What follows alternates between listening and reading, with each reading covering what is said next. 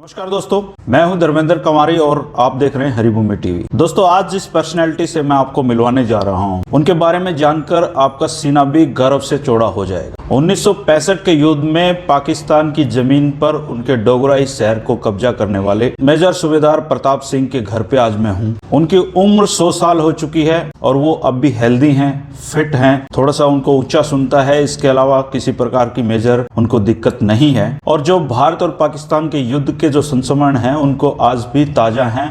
बहुत बार उनको नई नई बातें उस समय की याद आती हैं। सीधा चलते हैं दादाजी के पास और पूछते हैं कि उनके जो शतकवीर होने का क्या राज है और भारत और पाकिस्तान से जुड़े हुए युद्ध के क्या क्या संस्मरण उन्हें याद हैं। राम दादा। राम राम। कैसे हो? ठीक होने। तबीयत आपकी, तबीयत स्वास्थ्य कैसा है? स्वास्थ्य मेरा बिल्कुल ठीक है। अच्छा, खाने में क्या लेते हो आप? सादा दाल रोटी। चूरमा खीर नहीं लेते? हजम नहीं होते। अच्छा, तो अभी आपकी उम्र कितनी हो गई है? अभी 100 साल कल पूरे किए हैं। 100 साल। आपको बहुत बधाई हो। बहुत मेहरबानी। तो ये जो आपके पोते हैं, हाँ, ये रवि जी सेवा करते हैं आपकी? सेवा करते हैं, तभी तो मेरी गाड़ी चल रही है। अच्छा अच्छा दादा, जो आप फौज में कब भर्ती हुए? सन 42 के अंदर 42 में। किसने कहा आपको सेना में भर्ती हो जाओ? कहाँ पे भर्ती हुए थे आप जाके? मैं तो भर्ती में फैजाबाद से। फैजाबाद से। तो उस समय कितनी उम्र थी आपकी? सन 42, 20-21 साल की उम्र। 20-21 साल की उम्र थी। तो आपके पिताजी तो रिसालेदार थे? और रिटायर्ड आर्मी अफसर थे वो भी। अच्छा, उन्होंने इजाज़त दे दी आपको सेना में भर्ती होने की? हाँ। अच्छा, तो जो 1965 का जो युद्ध हुआ था, हाँ, उस समय आपकी पोस्टिंग कहाँ पे थी? उस वक्त हम अटारी बॉर्डर पर। अटारी बॉर्डर पे। तो आप 3 रेजिमेंट में थे? 3rd battalion Jat regiment. Jat regiment. तो आपकी ड्यूटी, आपको आदेश मिला कि कौन से शहर पे कब्जा करना है? हमें मिला के डोगराई के ऊपर कब्जा करना है। डोगराई के ऊपर। तो आप लोग, चोकल नहर जो थी, अच्छा, जो डोगराई के अंदर से जाती थी, उसको कब्जा करना है। अच्छा, तो आप लोगों ने कितनी स्ट्रेंथ थी आपकी? कितने लोग गए थे वहां पे कब्जा करने आप? पूरी बटालियन थी। पूरी बटालियन थी। हाँ। अच्छा, तो फिर आप लोगों ने डोगराई पे किस दिन कब्जा किया? 5 सितंबर को किया होगा पहली बार। पहली बार 5 सितंबर को किया था? पहली दफा पास कर दिया था। लेकिन सॉलिड हमें सपोर्ट नहीं मिली। अच्छा। तो खाने की या टैंकों की, जिनकी वजह से हमें चोकल नहर छोड़नी पड़ी। अच्छा। तो इस चोकल नहर के ऊपर उन्होंने टेम्परेरी पुल बनाया हुआ था, लेंटर का। हाँ। जब हम वो पहुंचे तो उन्होंने एक RCL गन उधर से आए, एक उधर से, दोनों साइड से जी तोड़ दिया उसको जी। जिसके ऊपर नीचे बैठ गया इस चोकल नहर के अंदर। और इस चोकल नहर के अंदर फिर उन्होंने पानी छोड़ दिया। अच्छा। बाबा नानक से, ताकि ये पार न कर सके। फिर दोबारा हमने उसके ऊपर कब्जा किया। तो उस वक्त हमारा काफी नुकसान हुआ। अच्छा। और उनका भी काफी नुकसान किया हमने। जी। तो 21 सितंबर को आपने डोगराई फिर कब्जा ली? हाँ। अच्छा, तो अपनी कितनी कैजुअलिटी उस समय हुई थी? हमारे कैजुअलिटी 100 के करीब वो मरे थे जी। और 200 के करीब जख्मी थे। और उनकी कितनी कैजुअलिटी हुई थी? उनकी कैजुअलिटी हमें नहीं पता। हमने ये पता है कि सीज फायर होने के बाद में 114 डेड बॉडीज जो है जी, वो हमने अपने हाथ से लोड कराई उनकी गाड़ी में। जी जी जी। बाकी तो ये कोई कहीं था, कोई कहीं था, मिलता रहा, दबाते रहे उसको, और क्या इलाज है। अच्छा, तो आप फिर जब आपने डोगराई को कब्जा लिया, तो कौन से प्रधानमंत्री आपसे मिले थे? शास्त्री जी। शास्त्री जी मिले थे। शास्त्री जी तो बड़े अच्छे प्रधानमंत्री थे। बिल्कुल। तो उन्होंने आपसे हाथ भी मिलाया था? हाँ। डोगराई से क्या लाहौर पहुंच सकते थे आप? बिल्कुल, 14 मील का तो फासला ही था। तो क्या कमी रह गई थी, लाहौर नहीं पहुंचे? हुक्म नहीं मिला। अच्छा। इस चोकल नहर पर कब्जा करने के लिए हुक्म मिला था, उसके बाद में आगे एडवांस का तो हुक्म नहीं मिला। अच्छा एडवांस का हुक्म मिलता तब बात बनती। अच्छा, आप तैयार थे लाहौर पहुंचने के लिए? लाहौर पहुंच जाते? पहुँच जाते आराम से, अच्छा। लेकिन फौज में तो हुक्म मानते हैं, आगे नहीं जाना है तो नहीं जाना है बस। और डोगराई भी छोड़ना पड़ा आपको तो बाद में खाली करना पड़ा? आज दोबारा इसी फायर होने बाद में खाली करना पड़ा। और जो शुरू में हमने लिया था तो उस वक्त हमें सपोर्ट नहीं मिली थी, न तोप खाने की न टैंकों की, तो जिसकी वजह से अपना वो खाली करना पड़ा। यहाँ डेली खबर भेजी डोगराई इसोकल लहर कैप्चर। अच्छा। लेकिन उन्होंने हमारे पाँव नहीं जमने दिए।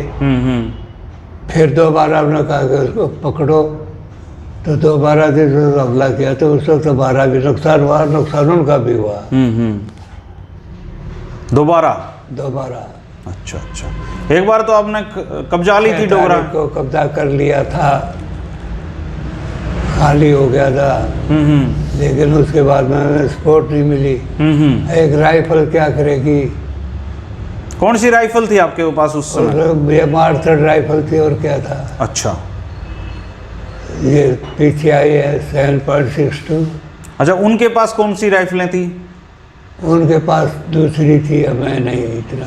अच्छा, चीन से आई होंगी उनकी तो। वो सारे अमेरिकन हथियार थे उनके पास तो।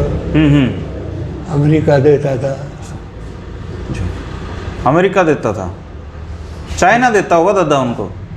अंडरग्राउंड से चाइना देता हो, क्या कह सकते हैं। तो उस समय जब डोगराई पे आपने हमला किया था, आपका कोई साथी याद है जो चला गया, जो शहीद हो गया था? हमारे साथ तो ऐसे भी थे। किसी साथी का नाम याद हो आपका? हरियाणा का था कोई उनमें से? अभी आज मुझे पेंशन आए हुए 70 साल हो रहे हैं। अच्छा। अब वो नाम याद नहीं रहा। अगर साथ वाला मिलता है, कल एक आदमी मिला, मैंने उसे पूछा भाई क्या बात है? बोला साहब मैं जब आप सुल्तान मेजर थे मैं सिपाही था। वो सिपाही था? सिपाही था। अच्छा। अब उम्र कितनी है? बोला मेरी 82 साल उम्र है। अच्छा। अब इन्हें बातें कहाँ याद आती हैं? बातें कहाँ याद रहती हैं इतनी? जी। तो याद नहीं है आपको उस समय का कौन साथी थे, क्या नहीं थे? तो दादा कोई गोली आपके पास से भी गुजरी थी? आपके पास से कोई गोली लगी के गुजरी थी? कोई कान के पास से गुजरी हो कोई गोली आपके, आप याद हो? वो शैली शुरू हुआ उनका तो मुझे याद है, इस तरह मेरा सिर, इधर पाँव मोर्चे के अंदर। अच्छा। शैलिंग शुरू हुआ तो तोपखाने फायर हुआ तो एक इतना बड़ा टुकड़ा अड़कर मेरे यहाँ लगा था। अच्छा। लेकिन भगवान की कुदरत कि ओजी शर्ट था वो तो खराब हो गया। लेकिन और मुझे कुछ नहीं लिखी उसकी वजह से। मैंने फिर उठकर मैंने फिर अपना इस देव को याद किया। मैंने कहा बाबा मेरे को किस बात की सज़ा दे रहा है? फिर मेरे पास से गोली नहीं निकली एक भी। अच्छा, कौन से भगवान को याद किया आपने उस समय? तो हनुमान जी को याद करता था। हनुमान जी को याद किया आपने? बिल्कुल। अच्छा। तो बाजू बिल्कुल बच गए आपके, नहीं तो बाजू उड़ा देता हो तो? नहीं, उस वक्त अगर बाकी ऐसा देखा, अगर किसी को भी वो लग गया ना तो जख्मी बगैर नहीं रहा। लेकिन उसकी दया थी। अच्छा। तो दादा आपका गांव तो बहुत बदल गया होगा उसके बाद तो? आपका गांव तो पहले जब आप बच्चे थे और अब गांव सुंदर है, पहले सुंदर होता था? पहले छोटा गांव था। अच्छा। अब बहुत बड़ा हो गया। अभी रेलवे स्टेशन पर ये जो पंजाब रेल आती है फिरोजपुर से दिल्ली, इसकी विसल सुनती थी। आपके गांव से विसल सुनती थी उसकी? हाँ। इसके अलावा गाड़ी सेंटरिंग अगर करती थी और आपस में वो डब्बे टकराते थे वो आवाज़ आती थी। अब जो है वो कोई आवाज़ नहीं आती। अच्छा। क्योंकि ट्रैफिक इतनी वो हो गई कि पता ही नहीं लगता कब गाड़ी आ गई कब गई। कोई पहाड़ वाड़ भी दिखते थे आपके गांव से? हैं? कोई पहाड़ भी दिखते थे आपके गांव से? ना, नहीं दिखते थे। बाकी अब यहाँ ये जेल बना दिया तो हमारा गांव तो मशहूर हो गया। कैसे मशहूर हो गया आपका गांव? पहले तो ये था कि एक ब्रिटिश अफसर होता था, डी मूर। डी मूर? हाँ। उसको हमारे एक आदमी ने कत्ल किया था। वो सोनारिया गांव के ही थे वो तो? हाँ, तो उस डीसी थे वो रोहतक के, डी मूर, उनका सोनारिया गांव के आदमी ने कत्ल कर दिया था। हाँ, उसके बाद के अंदर ये भी जेल बना दिया। अब जेल बनने बाद में तो अभी वो जेल की बोलेगा, सोनारिया जेल लिखते हैं। अब लिखने वाले भी भले आदमी ना, सोनारिया जेल लिखते हैं। इधर तो एक बाबा भी लेते हो दादा? हाँ? उर्दू उर्दू उर्दू, हाँ, उर्दू थी हमारी टाइप में, हमने तो फौज में जाकर हिंदी सीखी है। अच्छा, तो पहले तो उर्दू के अखबार आते थे, अब उर्दू का नहीं आता अखबार? रोहतक में उर्दू का अखबार तो नहीं आता अब? ना, पहले तो उर्दू का ही पढ़ते हो गए आप? शुरू से या उर्दू थी, हिंदी तो बहुत कम होता है। जैसे हिंदी का तो सन 47 के बाद में ज़्यादा जोर पकड़ा है। अब उर्दू को जानने वाला कोई नहीं। यहाँ कोई नकल लेता है और कुछ लेता है, तो पुराने उर्दू की वो आती है। वो आप पढ़वाने आते हैं लोग आपसे? हाँ, आपसे देखने पढ़वाने आते हैं? आते हैं, देखना भाई क्या है ये। अच्छा, तो आपके अलावा तो कोई उर्दू नहीं जानता होगा गांव में? अरे आपके अलावा तो गांव में कोई नहीं जानता होगा उर्दू? यो तो एक आध होगा शायद कोई। बाकी आप पढ़ देते हो? अब अखबार, अब अखबार ही आने लगे, उर्दू का अखबार तो आता ही नहीं। उर्दू के आते नहीं अब अखबार? ना, जो थे एक दो जानने वाले वो भगवान ने पैरे हुए, अच्छा अच्छा, जिनको हम जानते थे, उर्दू करते थे। अखबार पढ़ते हो दादाजी आप? अखबार पढ़ता हूँ, लेकिन उसमें मुझे दिक्कत आती है। क्या दिक्कत आती है? कि अखबार वालों ने क्या किया, ज़्यादा खबर लिखने के लिए इतने छोटे अक्षर बना दिए कि उससे बड़ा मुश्किल हो जाता है मेरी उम्र के आदमी को देखना। अच्छा, कितने अखबार पढ़ते हो आप? मैं 2 अखबार मंगाता हूँ, हरिभूमि और अमर उजाला। अच्छा, तो उसके अंदर बड़ा टाइम पास करता हूँ। तो दादाजी, जैसे आप 100 साल के हो गए हो, अब वैसे बहुत कम लोग 100 साल के पहुंचते हैं, तो क्या राज आपकी सेहत का, कैसे फिट रहते हो आप? पहली बात तो शराब बहुत कम पीता था। अच्छा, कम पीते थे? कितने पीते थे? 2 पैग लगाते थे? नहीं, कोई कभी जरूरत हुई ले लिया, वरना ये नहीं कि ज़रूरी लेना है। अच्छा, सादा दाल रोटी खानी, और कभी हुआ जरूरत ले ली, वरना नहीं ली। लेकिन यहाँ आने के बाद में क्या होता है कि दारू पी, अच्छी खुराक नहीं मिली, आदमी पर फर्क पड़ेगा, बीमार होगा आदमी। तो आजकल इलाज बड़ा महंगा है, और अब तो गवर्नमेंट बड़ा वो कर रहे फौजी आदमियों के लिए कि उनको हॉस्पिटल उस पर रह के बाद और फिर इलाज कराओ जी। पहले इतना नहीं था, आज़ादी से पहले जी, क्योंकि हम तो गुलाम थे उस वक्त। हाँ हाँ। तो फिट रहने का यही है कि सादा खाना खाओ, सादा खाना, शराब मत पियो। हाँ, शराब नहीं पीनी चाहिए? नहीं।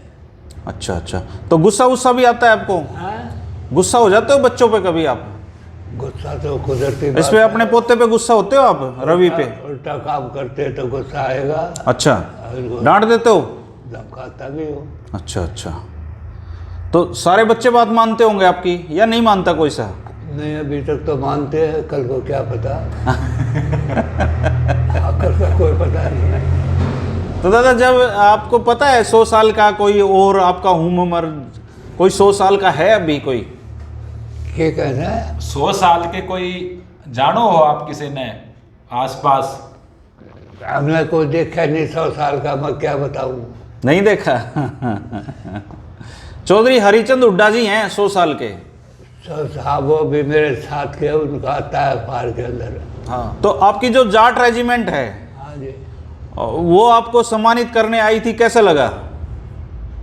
बड़ा अच्छा लगा, उन्होंने मुझे याद किया इस मौके पर। तो मैं तो अपने लिए अच्छा वो समझता हूँ। तो पेंशन के पैसे किसको देते हो आप? हाँ, पेंशन के पैसे किसको देते हो आप? पेंशन क्या करता हूँ? पेंशन के रुपया का के करो हो? पेंशन के रुपये अपना खर्च करता हूँ। अच्छा, जिनको जरूरत होती है दे देता हूँ। अच्छा। अगर जरूरत नहीं देता, अच्छा। क्योंकि आजकल पैसा तो हर एक पैसा मांगता है। हाँ, सब मांगते हैं पैसे हैं।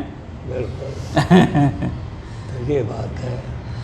ठीक है दादाजी, आपसे मिलके बहुत अच्छा लगा, बहुत बढ़िया लगा आपसे मिलके। चलो आपकी मेहरबानी, आप आगे। और आप 120 साल के हो जाओ। मैं तो अब वो तो पुरानी बात है, क्या कह सकते। कितना और कितना जीना चाहते हो आप? जीना तो नहीं चाहता अब, नहीं, मज़ा नहीं आ रहा। क्योंकि अभी जो दुनिया की हालत देखते हैं और पब्लिक की, तो उसमें जीने का काम नहीं आजकल। क्या पब्लिक में क्या दिक्कत, पब्लिक कैसे, क्या हालत है पब्लिक की? पब्लिक में क्या खराबी आ गई है? पब्लिक में क्या खराबी आ गई? पब्लिक के अंदर एक दूसरे पर भरोसा नहीं करते। अच्छा। सबसे पहली बात तो ये है। और ऐप की तरफ ज़्यादा चलते हैं।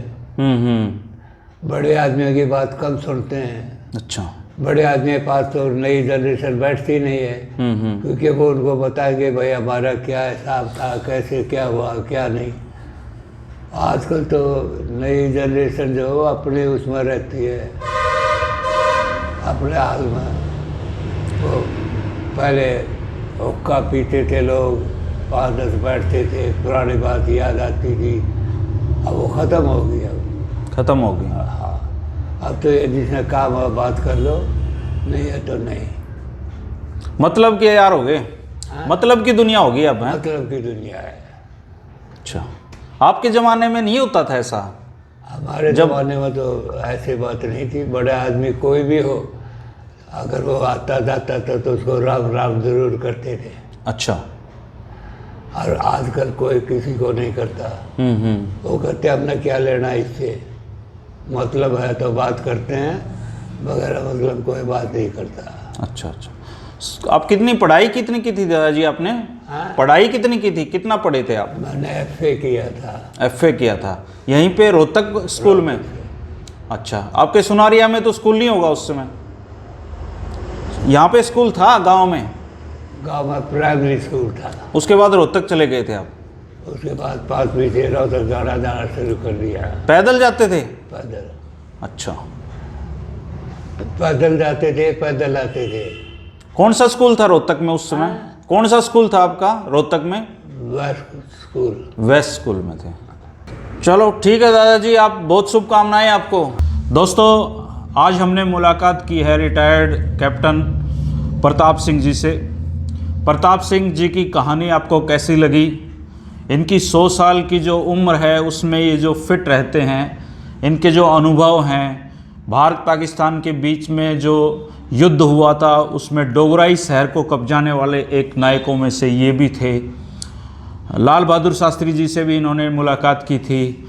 चौधरी छोटूराम इनके घर पे आए थे, उनसे ये मिले थे बचपन में। इनके बहुत सारे अनुभव आपने देखे सुने होंगे। अगर आप दादाजी को कोई संदेश देना चाहते हैं, इन तक अपनी कोई राम राम पहुंचाना चाहते हैं, तो कमेंट बॉक्स में ज़रूर लिखें। दोस्तों, ऐसे बुजुर्ग हमारी धरोहर हैं। हमने चौधरी हरिचंद हुड्डा जी का इंटरव्यू आपने दिखाया था, उनके बाद दादाजी दूसरे ऐसे शख्स हैं जो 100 साल के हैं और इनका इंटरव्यू करने का सौभाग्य मुझे मिला है। आपको ये इंटरव्यू कैसे लगा ज़रूर कमेंट बॉक्स में लिखें। अगर दादाजी का इंटरव्यू आपको पसंद है, भारत माँ के इस सेना नायक को आप सलाम करना चाहते हैं, इनकी कहानी सब तक पहुँचाना चाहते हैं, तो इंटरव्यू को शेयर करें, सब्सक्राइब करें और दोस्तों को बताएं। शुक्रिया। आप देख रहे थे हरिभूमि टीवी।